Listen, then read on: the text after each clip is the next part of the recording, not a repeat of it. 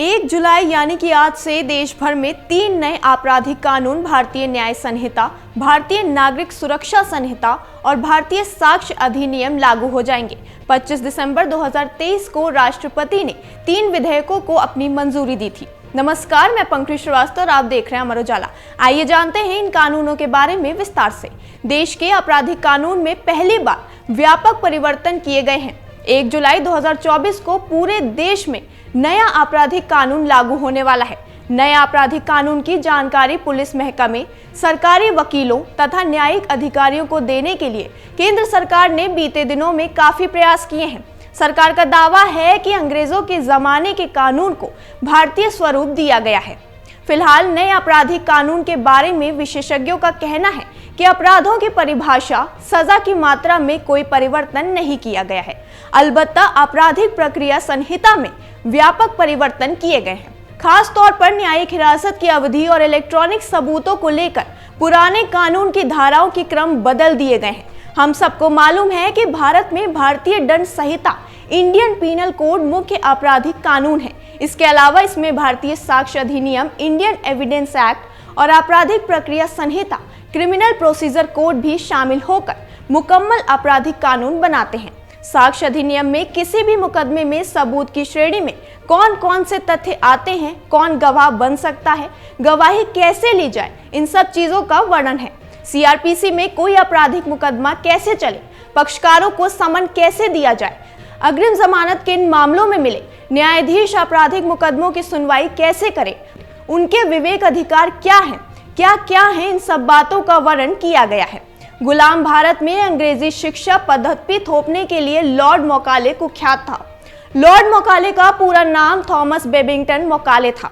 वह भारत के पहले governor general Lord William Bentinck का समकालीन था। अंग्रेजी सरकार ने उसकी सेवाओं से प्रसन्न होकर बाद में उसे लॉर्ड की पदवी प्रदान की थी। पहले विधि आयोग का गठन 1835 में किया गया था। इसका अध्यक्ष मैकाले था। मैकाले भारतीय दंड संहिता आईपीसी और आपराधिक प्रक्रिया संहिता का प्रारूप मानने वाली टीम का मुखिया था। मैकाले कवि और इतिहासकार भी था। 1858 में आपराधिक प्रक्रिया संहिता सीआरपीसी और 1860 में भारतीय दंड संहिता आईपीसी लागू की गई। इन्हें ब्रिटेन की संसद ने पारित किया था।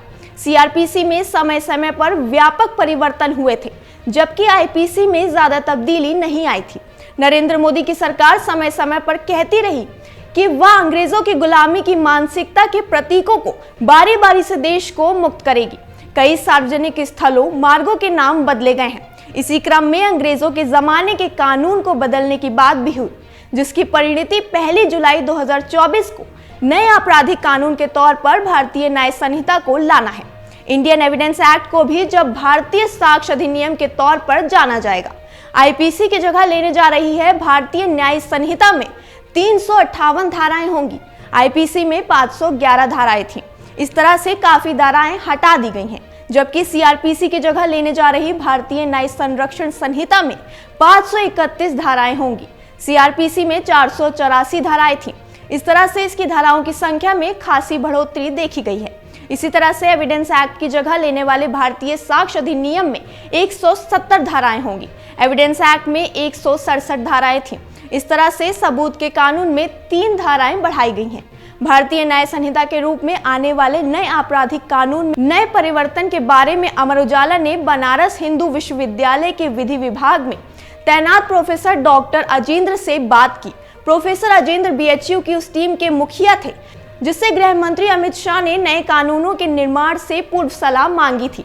इस टीम ने नए आपराधिक कानून पर व्यापक सलाह दी थी। प्रोफेसर अजेंद्र बताते हैं कि दरअसल जहां तक आईपीसी और नए आपराधिक के बीच बदलाव की बात है, तो अपराधों की परिभाषा, दंड की मात्रा आदि में कोई परिवर्तन नहीं किया गया है। फिल्मों के कोर्ट सीन में हम अक्सर यह डायलॉग सुनते हैं, ताजिरात हिंद की धारा 302 के तहत दोषी पाए जाने पर मुजरिम को उम्र कैद या फांसी की सजा दी जाती है। आम जीवन में भी लोग बाग कत्ल या हत्या को धारा 302 से जोड़कर देखते हैं। नए आपराधिक कानून में अपराध की धाराओं की संख्या बदल दी गई है। अब हत्या की सजा धारा 101 के तहत सुनाई जाएगी। अब धारा 302 में चेन स्नैचिंग या छीना झपटी की सजा मिलेगी। 376 को आम जन बलात्कार या रेप की धारा के तौर पर जानते थे, लेकिन अब बलात्कार की धाराएं 63, 64 और 70 गैंग रेप होगी। राजद्रोह नहीं, अब देशद्रोह, छीना झपटी और ट्रांसजेंडर के प्रति अपराध भी नए कानून में जोड़े गए हैं। प्रोफेसर राजेंद्र बताते हैं कि राजद्रोह के अपराध को बदल दिया गया है। चूंकि देश में लोकतांत्रिक प्रणाली लागू है, लिहाजा देश विरुद्ध अपराध को देशद्रोह के तौर पर जाना जाएगा। उनका कहना था कि एक तरह से देखा जाए तो इस कानून को कठोर ही किया गया है। इसके अलावा देशद्रोह शब्द ज्यादा कठोर और अपमानजनक है। इन धाराओं पर जिसके खिलाफ मुकदमा चलेगा, उसके खिलाफ समाज में नफरत भी बढ़ जाएगी। चेन स्नैचिंग, जेवर गहनों की छीना झपटी को अलग तरह से परिभाषित कर नए कानून में जगह दी गई है। इसके अलावा ट्रांसजेंडरों के प्रति होने वाले अपराध भी परिभाषित किए गए हैं। उनमें पर्याप्त दंड की व्यवस्था की गई है। वकीलों और जजों को अब नए और पुराने दोनों कानूनों की जानकारी रखनी होगी। पुराने आपराधिक मुकदमे पुरानी आईपीसी के तहत ही चलेंगे, जबकि 1 जुलाई और उसके बाद होने वाले अपराध नए कानून के तहत चलेंगे। एफआईआर में एक्ट का नाम और धाराएं बदल दी जाएंगी। कानून के विशेषज्ञ बताते हैं कि नए कानून में धाराएं नहीं बदलनी चाहिए थी, क्योंकि लोग उसके आदी हो चुके हैं। पहले कानून में कोई तब्दीली करनी होती थी तो धारा में ही ABC नया खंड बनाकर जोड़ लिया जाता था। पुलिस के अलावा वकीलों और जजों के सामने भी धाराएं बदलने से दुश्वारी आएगी। जब मूल कानून में बहुत परिवर्तन नहीं किया गया है तो धाराओं के बदलने का औचित्य समझ में नहीं आता। प्रोफेसर राजेंद्र बताते हैं कि सीआरपीसी में काफी तब्दीली की गई है। पुरानी सीआरपीसी में न्यायिक हिरासत जुडिशियल कस्टडी की अधिकतम अवधि 14 दिन की थी। इसमें खत्म हो जाने के बाद अपराधी को कोर्ट में पेश करना पड़ता था। अब 90 तक किसी को भी न्यायिक हिरासत में रखने का अधिकार मिल जाएगा। आरोपी की बार बार कोर्ट में पेशी के दायित्व से पुलिस मुक्त हो जाएगी। पुलिस को बहुत ज्यादा अधिकार दिए गए हैं। सूचना क्रांति का सीधा असर नए आपराधिक कानून पर दिख रहा है। पारंपरिक तरीके से सुनवाई के बजाय अब मामलों की पूरी सुनवाई कैमरे में दर्ज की जाएगी। समन या कुर्की के आदेश ईमेल या इलेक्ट्रॉनिक संदेशों, व्हाट्सएप या साधारण फोन संदेश के जरिए दिए जाएंगे। पुलिस समन तामील कराने, बार बार आरोपी या पक्षधार के घर चक्कर लगाने से बच जाएगी।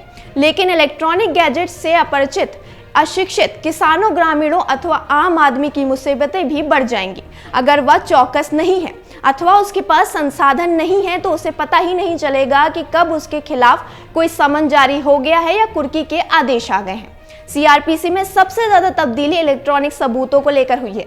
CCTV camera, video, social media पर पोस्ट, निजी चैटिंग आदि को सबूतों में शामिल करना आपराधिक कानून को मजबूत बनाएगा। पुलिस के अलावा न्यायिक अधिकारियों को इसके लिए प्रशिक्षण की जरूरत होगी। मौजूदा न्यायिक प्रणाली में आपराधिक मामलों में सजा की काफी कमी है। सबूत के अभाव में बड़ी संख्या में अपराधी छूट जाते हैं। कानून के जानकारों का मानना है कि इलेक्ट्रॉनिक सबूतों पर जोर देने से अब पहले की अपेक्षा ज्यादा अपराधियों को सजा मिल सकेगी। इन कानूनों पर आपकी क्या राय है, हमें कमेंट सेक्शन में जरूर बताएं। और इस तरह की और अहम खबरों के लिए देखते रहिए अमर उजाला। अगर आप ये वीडियो YouTube पर देख रहे हैं तो हमारे चैनल को सब्सक्राइब करें और बेल आइकन को दबाना ना भूलें। अगर आप Facebook पर ये वीडियो देख रहे हैं तो हमारे पेज को लाइक करें।